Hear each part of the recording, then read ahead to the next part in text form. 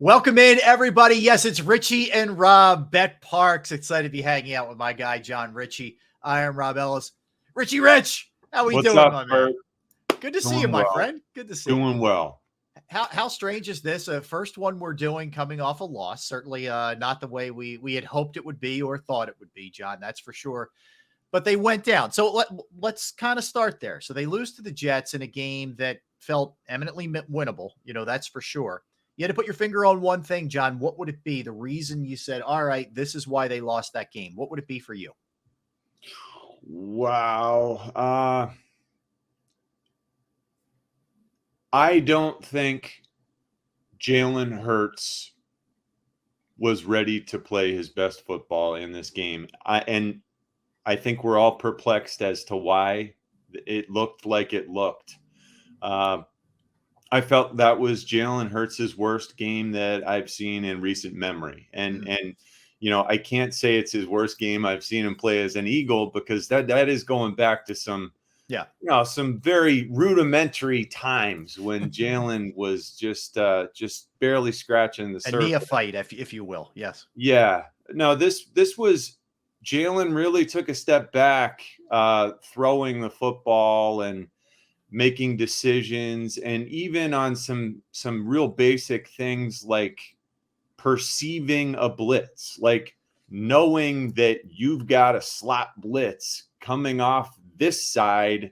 You need to get your head around and find an answer a little more quickly than what you're doing. I think there were a couple times I saw that I wasn't sure that he was aware he was being blitzed, but Wow. He had this incredible wherewithal in the pocket to bounce off contact and feel his way out of trouble.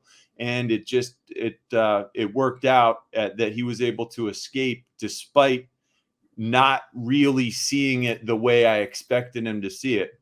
Now, I don't know why it was as bad as why it looked as bad as it did, because that is so. It's so not like Jalen. And I thought we saw a different version, even as recently as last year, where Jalen, man, he was making all the right decisions. And it felt like there was so much more going into the offense, that he was working and organizing, and he was making the right decision 99% of the time. That's part of why our offense worked as well as it did. Not so much against the Jets. You got to give the Jets defense a lot of credit, because they were throwing some unique nickel looks out there, some speedy looks that gave us problems. And again, all year long, we still have existing issues.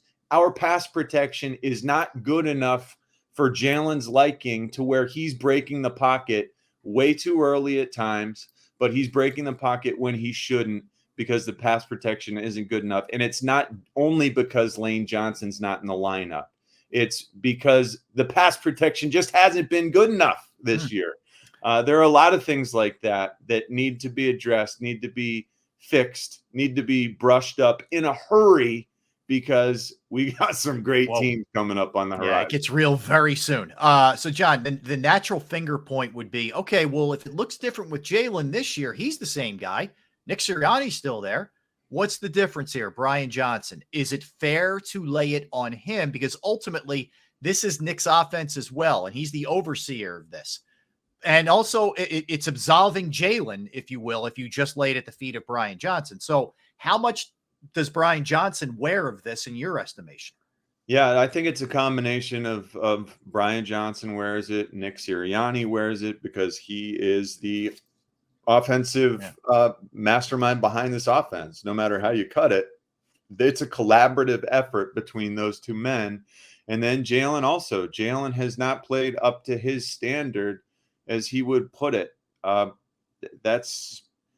That is certainly addressable. That is something that they can do better. I mean, just from a schematic standpoint, I was surprised that we ignored the run the way that we did in that game against the Jets.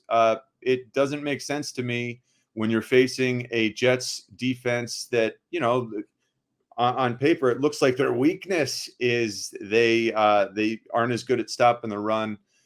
Why not do what you do best and try to pound them in the face, pound that football down their throat when the game felt like it was hanging in the balance. It's amazing to me that we never got back around to the run game. That is Brian Johnson. That is Nick Sirianni.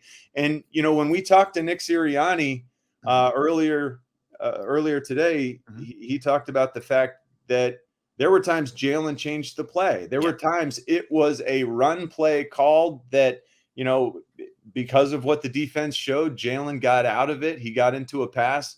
Our run pass ratio got incredibly skewed in that game.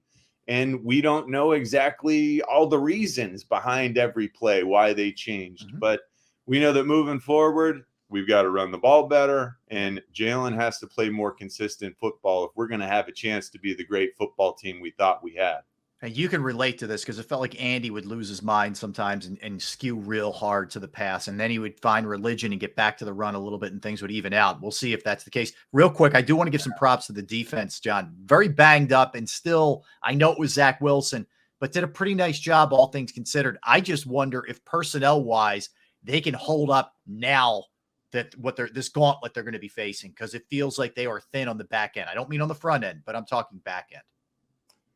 Yeah, it feels like we got pretty banged up in a hurry, especially at that, the third level. And we've facing some good receivers here.